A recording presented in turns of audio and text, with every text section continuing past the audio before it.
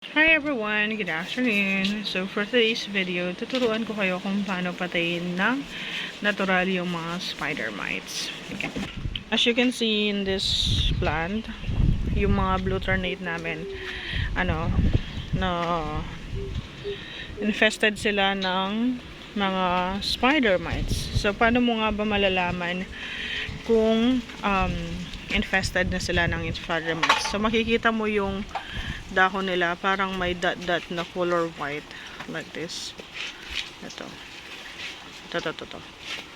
Yan, parang mga white particles na hindi ko masabi kasi sinisip-sip yan ng mga spider mites. Kapag chinek mo sa likod, merong mga parang tawag dito, kulay red na gumagapang or color black.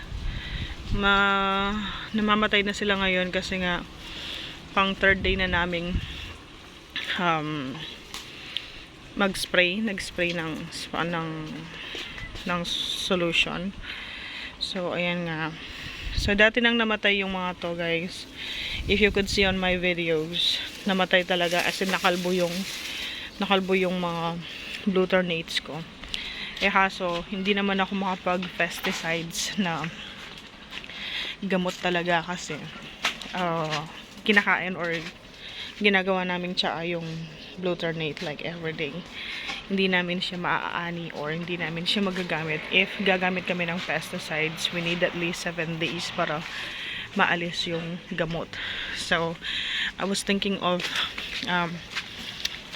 natural ways para mamatay yung mga spider mites.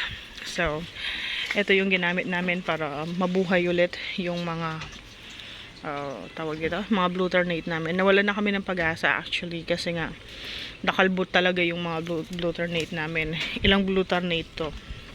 Like almost 30 blue ternates, mga halaman. Ayan. So, eto, nakakuha ko. Bumalik na naman sila, yung mga kaibigan naming spider mites. So, ang dami nila dito. Meron silang itim-itim na kapag pinisa mo, yan, namamatay sila, parang gumuguhit. So, pabalik na naman sila. So, I thought, dun sa 1 month naming pag-spray, mawawala na sila. Pero, bumalik ulit. So, kailangan nating, mag-spray ulit. So, let's do the solution. So, yung mga gagamitin natin, guys, ito. Dato puti or silver swan, sukang sasa. Actually, any kind of vinegars naman pwede. Tapos ito, baking soda, any brand baking soda, baso, kutsara na walang laman. Tapos itong sprayer. So 3 liters ito. So kung gusto niyo bumili nito, mabibili siya for 100 pesos only sa Shopee or sa Lazada. So, murang-mura, maganda naman yung yung quality niya.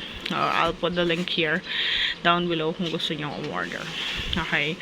So, how do we make it? So, 1 kutsara ng baking soda, 3 kutsara ng suka, and then we will mix it here dun sa baso.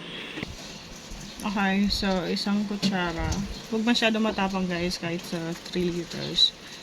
Kasi mamamatay yung mga dahon at bulaklak. So, 1 kutsara ng baking soda. Tapos, 3 kutsara ng suka. 1, 2, 3. Tapos, mix mo lang. Lagyan ng tubig.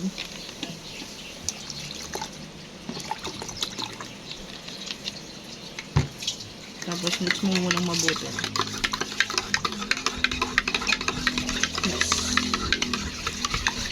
Make sure na wala na siyang puti-puti o yung parang buo-buo na baking soda. Mix mo lang mabuti.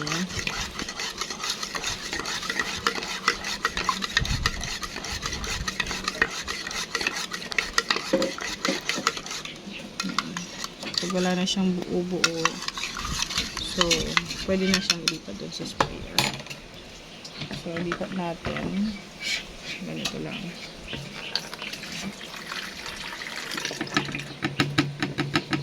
Tapos lagyan natin ng 3 liters of water.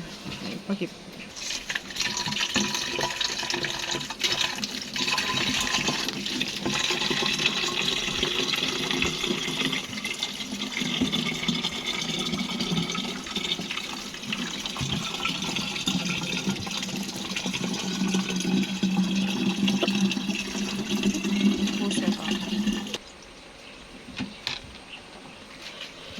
So, we're done. So, puno na yung 3 liters. Mix mo muna. Wait a second.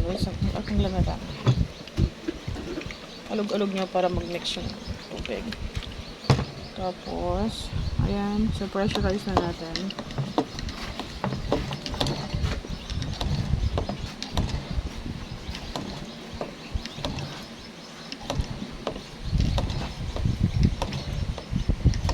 Ayan. Hintayin lang natin maging mabigat yung yung pag-push na. Okay na. Wait a second. Kapag okay na, pwede na natin i-spray.